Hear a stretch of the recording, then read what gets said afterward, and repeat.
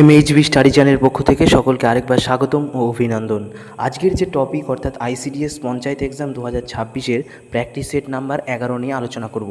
আজকের যে টপিক সেই টপিকটা হলো ভারতের জাতীয় সঙ্গীত। এই ভারতের জাতীয় সঙ্গীতে কিন্তু যে কোনো এক্সামে বারবার কোশ্চেন আসে এবং আসন্ন যে পরীক্ষা রয়েছে আইসিডিএস কিংবা পঞ্চায়েত এক্সাম সেই এক্সামে কিন্তু ভারতের জাতীয় সঙ্গীত টপিকটা খুবই গুরুত্বপূর্ণ।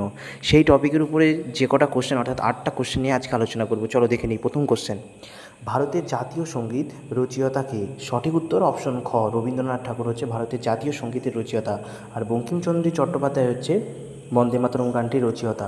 নেক্সট যে কোশ্চেনটি রয়েছে দেখো, যে 2 নম্বর, ভারতের জাতীয় সঙ্গীত কত সালে জাতীয় স্তোত্র হিসাবে গৃহীত হয়? সঠিক উত্তর হবে অপশন ঘ, 1950 সালের 24শে জানুয়ারি।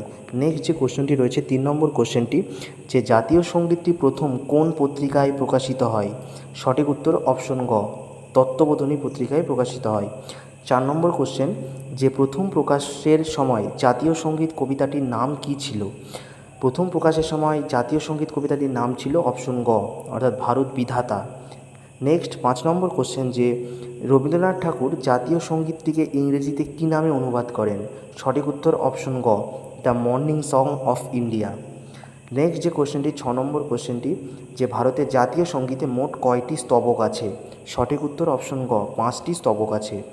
7 নম্বর কোশ্চেন, যে জাতীয় সঙ্গীতে গাইতে কত সময় লাগে?